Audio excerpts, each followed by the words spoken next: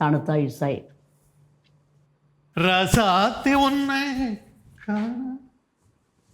നീ എന്തായാലും ഒറ്റയ്ക്കിരുന്ന് കഞ്ഞി കുടിക്കുന്നത്? ഞാൻ നാട്ടുകാരെല്ലാവരും വിളിച്ചു വരുത്തി കഞ്ഞി കുടിക്കാം.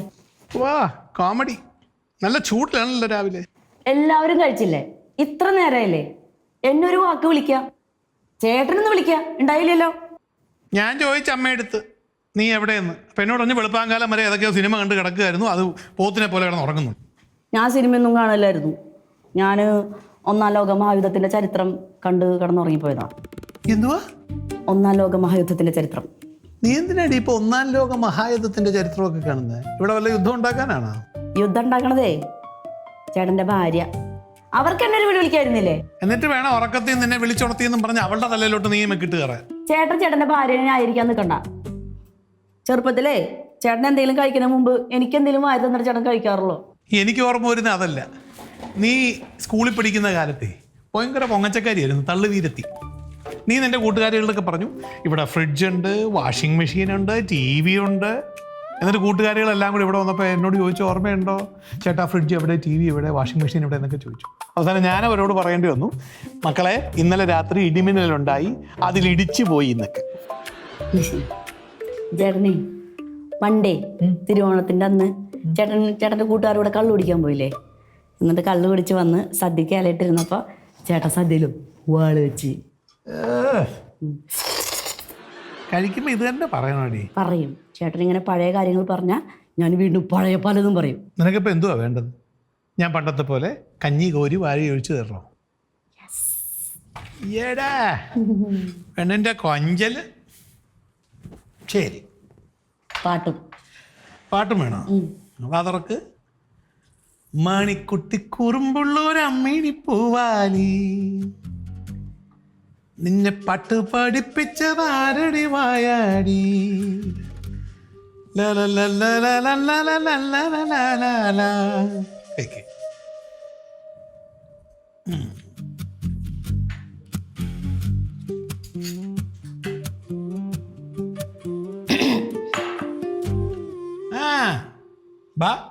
അല്ല, ഊട്ടി കഴിഞ്ഞെങ്കില് തോളിലിട്ട് ഉറക്കായിരുന്നു.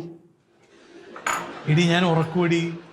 ഞാൻ ഇവക്ക് കഞ്ഞികോരി കൊടുക്കും, തോളത്ത് കിടത്തി ഉറക്കും. എൻ്റെ ഒരേ ഒരു അനിയത്തിയല്ലേ, ഇതെല്ലാം ഞാൻ ചെയ്യും. നാട്ടിൽ നിങ്ങൾ മാത്രമല്ല ആങ്ങളിയും പെങ്ങളായിട്ടുള്ളൂ. ഞങ്ങൾ മാത്രമല്ലേ ഉള്ളൂ. കുടിക്കും. അല്ല, എന്നിട്ട് സ്വത്തിന്റെ കാര്യം വരുമ്പോ ഇതൊന്നും കാണുന്നില്ലല്ലോ, അതെന്താ അങ്ങനെ? ചേച്ചി ഞങ്ങൾ പണ്ട് എങ്ങനെയാ, ഒരു നാരങ്ങ മിഠായി കിട്ടിയാൽ ഞങ്ങൾ ആദ്യം തമ്മിൽ തല്ലും, എന്നിട്ട് ഞങ്ങൾ വീതം വയ്ക്കും. അല്ലേ ഏട്ടാ? നാരങ്ങ മിഠായി പോലെയല്ല സ്വത്ത്. സ്വത്ത് വേറെ, സ്നേഹം വേറെ. കുറച്ച് വെള്ളം കോരി കൊടുക്ക്. അതാ ചേച്ചിക്ക് ചേട്ടൻ എന്നെ സ്നേഹിക്കണ പോലെ ചേച്ചി സ്നേഹിക്കണ ആളില്ലാത്തോണ്ട് വിഷമല്ല, കുശുമ്പ്. എന്തിന്? എനിക്ക് എന്റെ വീട്ടുകാരില്ല എന്നെ സ്നേഹിക്കാൻ വേണ്ടി. നിങ്ങളെ സ്നേഹമൊക്കെ എന്തിനാ?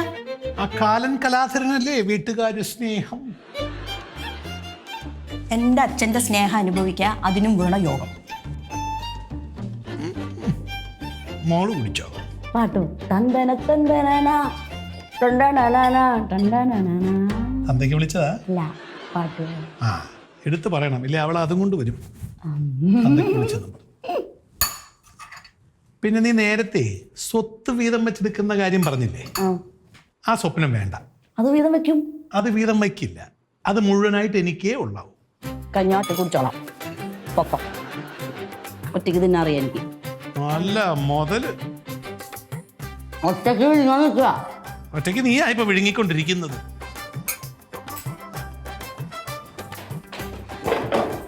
ഇടിപ്പാര സ്വപ്നം കണ്ടത് ബേക്കറിണ്ടായിരുന്നു, പേടിപ്പിച്ചാൽ മതി മനുഷ്യനെ.